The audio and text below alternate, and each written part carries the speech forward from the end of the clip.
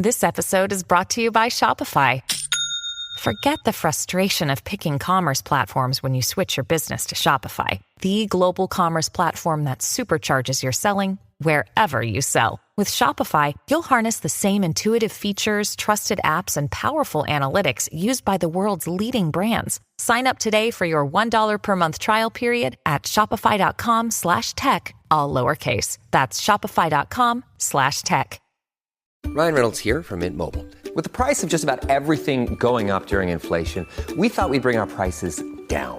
So to help us, we brought in a reverse auctioneer, which is apparently a thing. Mint Mobile Unlimited Premium Wireless. How to get 30, 30, bit to get 30, bit to get 20, 20, 20, bit to get 20, 20, bit to get 15, 15, 15, 15, just $15 a month? Sold! Give it a try at mintmobile.com/switch. $45 up front for 3 months plus taxes and fees. Promo rate for new customers for limited time. Unlimited more than 40 gigabytes per month. Slows full terms at mintmobile.com. This is Optimal Work Daily, episode 1392, on running an office like a factory, by Cal Newport of calnewport.com. And I'm Dan, I'm your host and narrator here on Optimal Work Daily, and I welcome you to another edition. And with that, let's get right to our post for this Tuesday as we optimize your life. On running an office like a factory, by Cal Newport of calnewport.com. I was recently browsing the archives of the MIT Sloan Management Review, as one does, when I came across a fascinating article from the fall 2018 issue titled Breaking Logjams in Knowledge Work. The piece starts with a blunt observation. Quote, "If you work in an organization, you know what it's like to have too much to do and not enough resources to do it." End quote. This is not accidental. Quote, "Many leaders continue to believe that their organizations thrive when overloaded, often both creating pressure and rewarding those who deliver under duress. It's a popular but pathological approach to management." End quote. The knowledge sector, it turns out, wasn't the first to deal with a misguided commitment to overload. Quote, "U.S. manufacturers suffered mightily under this approach for decades," the article's authors write, "until many found a better way." End quote. In the 1980s, American factory managers believed that keeping every machine and worker perpetually busy was the key to productivity. If everybody was busy, the thinking went, the plant would produce more. But then more advanced manufacturing techniques originating in Japan spread to American factories and replaced a simplistic commitment to busyness with a much more flexible and efficient approach to production. Though the details of modern advanced manufacturing techniques are complicated, just ask any Six Sigma black belt, the authors claim that some of the basic ideas from this sector can be translated to the office setting to solve the problem of chronic overload and help everyone work more productively. In particular, they focus on the crucial shift from push to pull. A traditional way to build things is with a push system, in which you move something along a production process to the next step as soon as you're done with it. There are two problems with this approach. One, it creates bottlenecks as certain steps in the process inevitably receive more work than they can handle, eventually slowing down everything else. And two, it complicates prioritization by distributing these decisions to the individual places where bottlenecks arise, leading to a jumbled approach that often doesn't synchronize neatly, further delaying production. The manufacturing sector eventually realized there were great advantages to instead move to a pull system in which you pull work to your step in the process only when you're ready for it. This approach eliminates local bottlenecks because you don't take on work you're not ready to handle. In addition, because backups are now concentrated at the beginning of the process, it simplifies the task of prioritizing efforts as these decisions can be made up front in a more systematic fashion. Factories that deployed a pull model ended up functioning more productively. The authors of this article argue that this model can deliver similarly positive results to office settings. The specific case study they present concerned research and development at MIT's Broad Institute. Before their intervention, Broad implicitly followed a push model in which ideas were haphazardly pursued and bottlenecks were common.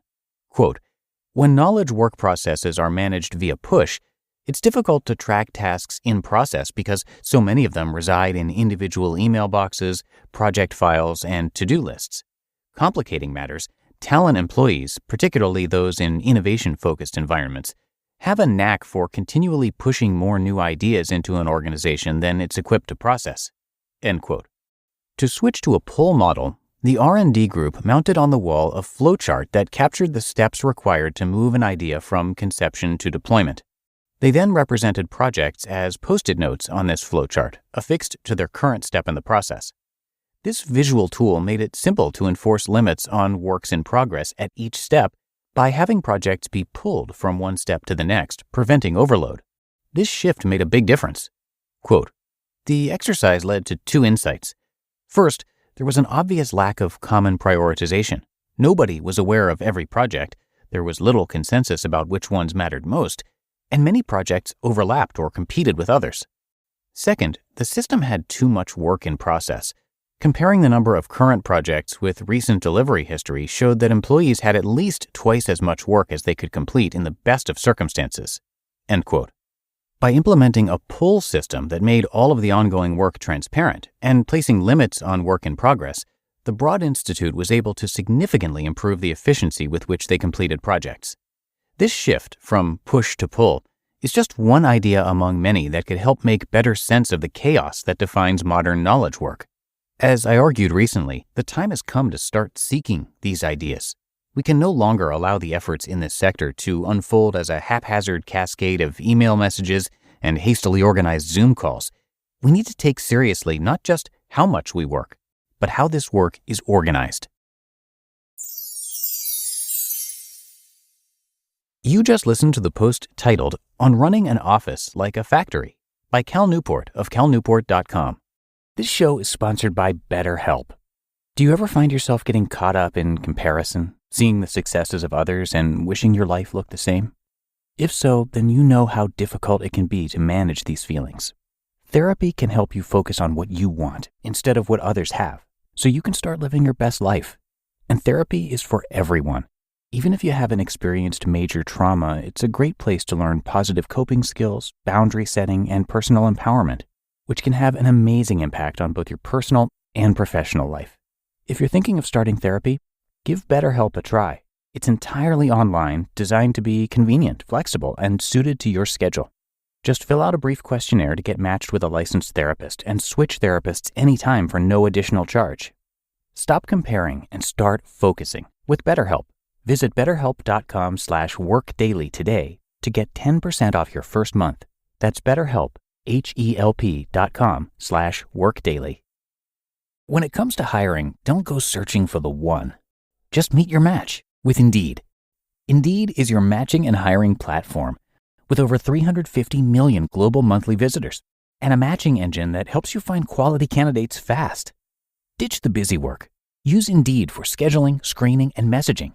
93% of employers agree Indeed delivers the highest quality matches compared to other job sites.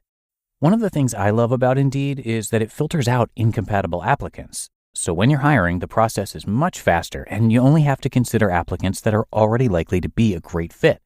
And listeners of this show will get a $75 sponsored job credit to get your jobs more visibility at Indeed.com/startup.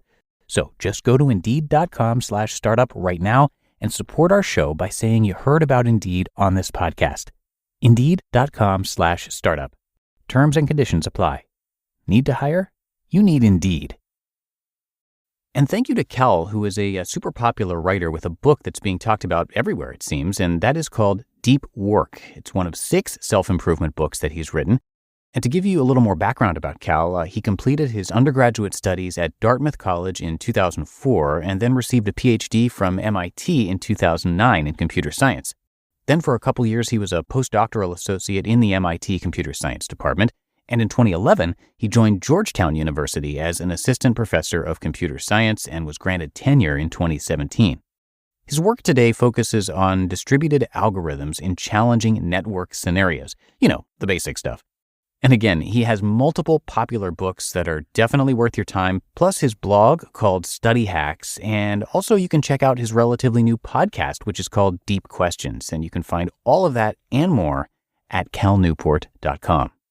But that's going to do it for me today. I hope you're having a great one. And I'm going to be back here tomorrow reading to you. And that's where your optimal life awaits.